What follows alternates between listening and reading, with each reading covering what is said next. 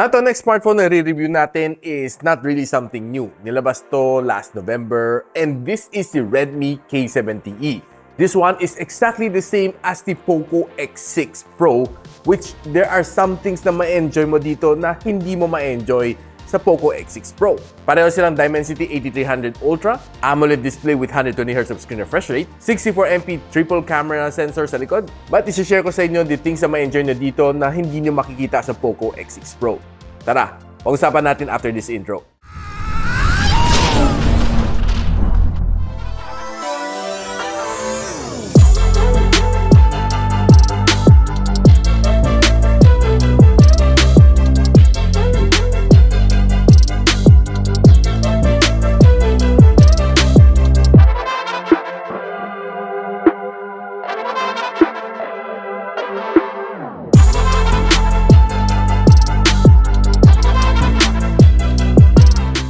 So guys, ang Redmi K70E na may 12 gigs of RAM and 256 GB of storage has a base price of 18,500 pesos na ipopost ko link on the description box below.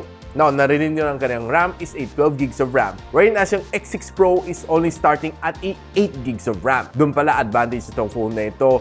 And of course, if you're looking at it, kasi 17,000 pesos si X6 Pro sa kanang 8256. Ito, 12,256 pero babayaran mo 18,500 pesos, which is 1,500 pesos more expensive than the POCO X6 Pro. But unti-unti natin di-discover dito sa mga things na wala sa POCO X6 Pro.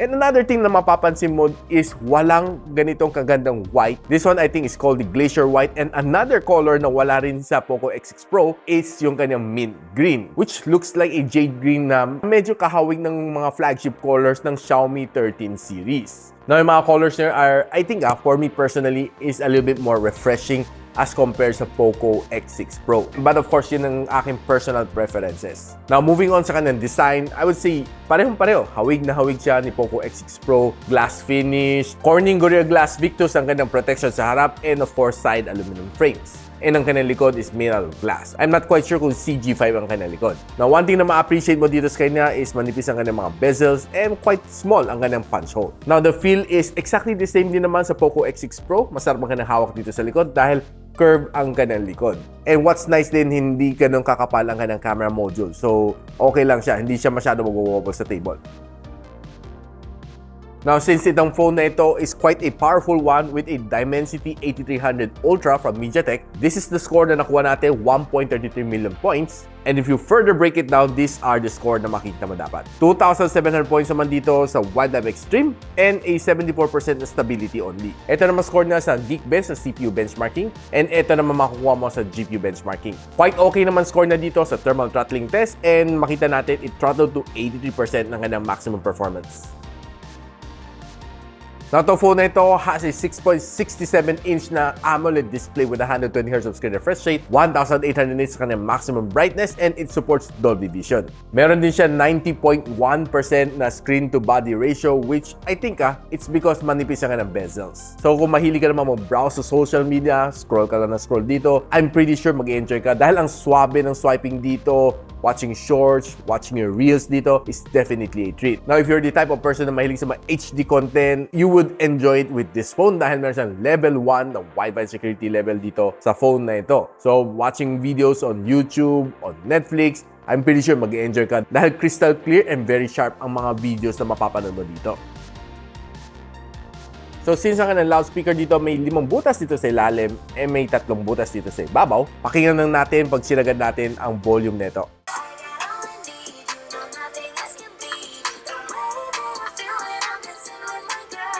Well, not so bad ang kanyang sound. Not the loudest, almost exactly the same lang kay POCO X6 Pro. Now, if you're the type of person na mahilig mag-games, let me show you some games na nalaro ko dito. So, I did play Genshin Impact, Farlight 84, and Call of Duty Mobile. Here are the maximum graphical settings na pwede natin i-set. Sa Call of Duty Mobile, very smooth ang experience ko dito. Halos wala about na feel the frame drop. The response ng screen is very fast and the gameplay is quite okay. I would say na pag naglalaro ka ng mga VR matches dito and mga rank matches, I'm sure na mafe-feel mo parang very smooth, parang mala flagship ang feel mo pagdating sa gaming on Call of Duty Mobile dito. dito. Na pagdating naman sa Farlight 84, sinagad ko ka ng graphical settings and the gameplay was okay. Though I would feel a little bit warm sa kanyang mga frames, but nevertheless, I would say na the experience on this one is definitely okay. Halos wala namang na-feel na frame drop even playing after mga 1.5 hours non-stop. And pagdating sa battle, pag medyo nagbabakbakan kayo on a certain point, okay naman siya, halos wala namang lag na nafe-feel dito sa kanya. And pagdating naman sa Genshin Impact, doon ko na-feel na medyo may kunting lag and frame drop kung medyo tuloy-tuloy na mga combo na ginagawa natin sa mga boss, no? So, mafe-feel mo na nagiging sluggish siya konti. Medyo nafe-freeze siya ng konti while you're doing some battle. But overall, the gameplay was definitely good. And ang pinakamainit na achieve ko on both Farlight 84 and sa Genshin Impact, it reached at around mga 47 to 48 degrees Celsius based sa aking Malsi na thermal scanner. Now, usapang battery tayo. This one has a 5,500 mAh of battery, which is bigger than kay POCO X6 Pro at 5,000 mAh. Plus, ang kanyang charging is also faster. This one can take in 90 watts of fast charging while si POCO X6 Pro at 67 watts. So the experience definitely would be better dahil sa bigger battery and faster charging experience. This one, pag nag-charge ka from 0 to 100, takes around mga 45 minutes to complete the full charging cycle. And using it on a whole day basis, I'm pretty sure na kaya naman na magtagal. And it was able to give me a 17 hours and 6 minutes na screen on time, which I think is better as opposed to sa POCO X6 Pro ko, which I was able to yield a 15 hours na screen on time. So doon palang panalong-panalo ka na. So pag-usapan natin ka ng mga camera modules dito sa likod. Starting off with a 64MP na main camera sensor with OIS, 8MP na ultra-wide lens, and a 2MP na macro lens. It can shoot up to 4K in 30, and kanang harap is a 16MP na main sensor which can shoot up to 1080p and 60fps. Okay, so simulan natin muna ang ating camera analysis with some outdoor shot, and makita natin some of these rocks and mga pebbles na ito. Pag zoom in mo, makita mo there's a lot of details dito sa kanyang shot na ito. And equally said din dito sa mga bato na ito, and it's probably one of my favorite shots. Makita natin talaga there's a lot of details being preserved inside this photo. And one of the things na mapapansin mo dito sa kanya is yung kanyang green is a little bit more of a saturated green rather than yung normal na green. Makita mo yung mga green dito sa mga dahon na ito is a lot enhanced as compared sa ibang mga camera na nagamit natin from Xiaomi. But there are times na pag sinaturate mo kunti ang kanyang color, it looks a lot better. Kasi yung pag tinignan mo in actual, itong color na ito is a little bit pale. Pero pag tinignan mo siya dito, a little bit more saturation does make a difference. Now, if you take a look naman using its ultra-wide lens, this is how it looks like. This is a normal shot. And this is a 2x zoom shot. Pakita natin, no, yung kanyang sky dito sa ultra-wide niya and sa kanyang normal is almost the same. Very rare na makita mo ganitong scenario, no? Normally, pag yung ultra-wide lens saka yung normal lens, makita medyo nag-iiba yung color ng sky. But this one, almost pareho sila. Eh pag tinignan mo rin sa 2x zoom lens, almost the same din ang color ng sky. Eh pag zoom in mo naman dito, there's really a lot of details pa rin na makikita mo from this photo. Now, if you're the type of person na mahilig sa mga sunset shot, this is how it looks like. And bringing the camera indoors, you'd see some of this shot na mga bokeh shot. It really looks nice and makita mo yung separation between the subject and the background is really nice. Equally said din dito sa photo na ito, mga pampaswerte for this Chinese New Year. Now, I kinda love this picture naman. Ito sa lantern na ito, no? Yung ganda ng separation niya from the background is kitang-kita natin. And what's nice dito sa kanya is really nice ang kanyang pagka-red dito sa lantern na ito. Yung sa actual, parang hindi pa ganun katingkad. Dito, alam naman natin medyo na-enhance ng konti. So, it looks a little bit nicer dito. Now, further bringing the camera indoors, this is a ultra-wide shot. This is a normal shot. And this is a 2x zoom shot. I'm just not sure kung bakit medyo nanilim siya from the 1x zoom to the 2x zoom, no? So medyo nanilim ang mga foreground as opposed to sa background, no? I'm not sure kung nag-focus siya dito sa ilaw kaya ganun nangyari. But if I can remember right, tinap ko dito sa reindeer na ito, no, to make this shot. Now, ginamit na natin ang kanyang camera to take some nice photography, and these are some of the shots na nakuha natin from the Santo Domingo Church. And these shots are really nice, and umakit tayo ng bridge to take some of this shot, and it looks nice as well. Now, kung mahilig ka naman sa selfie camera, I think the camera is pretty decent using the front-facing shooter, and makita medyo na smoothed out ko na yung aking mukha. And some other front-facing camera shots as well. Now, bringing the camera indoor, I would say okay din mga shots ko from the indoors, and well, honestly, kumikinis ang aking mukha using a Xiaomi phone.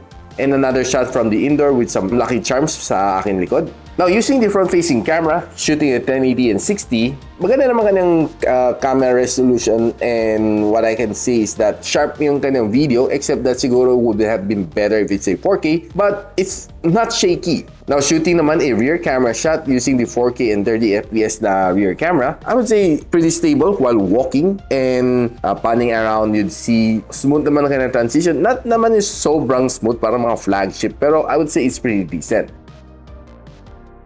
Now guys, I'm pretty sure na mas gusto ninyo ang global variant ng POCO X6 Pro. But this one is a China ROM, but ang bilis lang naman maglagay ng Google Play Store dito sa kanya. It's very easy dahil nakatago lang siya, kailangan mo lang siya gisingin. And what's nice dito sa kanya, for the extra 1,500 pesos dito, you get a better battery, bigger battery, faster charging experience, better color choices, and bigger RAM. Now, if you're asking me kung sulit nga mang 1,500 pesos mo for that upgrade, I would say it's definitely a yes dahil it will give you a better experience, lalo na when heavy user ka. And it would definitely last you longer throughout the day and let you charge even faster as compared sa POCO X6 Pro. And of course, the extra 4 gigs of RAM would definitely go a long way, especially when you're a gamer. Mafe-feel nyo yan pag medyo nagbabakbakan na kayo sa Genshin Impact and sa Firelight 84. Now guys, kung gusto nyo malaman kung saan nyo pwede mabili itong phone, I'll be dropping on the description box below, or you can buy it from Shandy Masangkal kung saan ko siya nabili. So if you like this video guys, don't forget to share it to your friends, and a subscription to this channel would definitely be awesome. I'll see you in the next one. And so, ako pala si Richmond, and you're watching Gadget Sidekick. What's up? Like and subscribe to my channel. Don't forget to hit that notification bell. For one of my latest uploads, click the dito. And for one of my popular uploads, click here.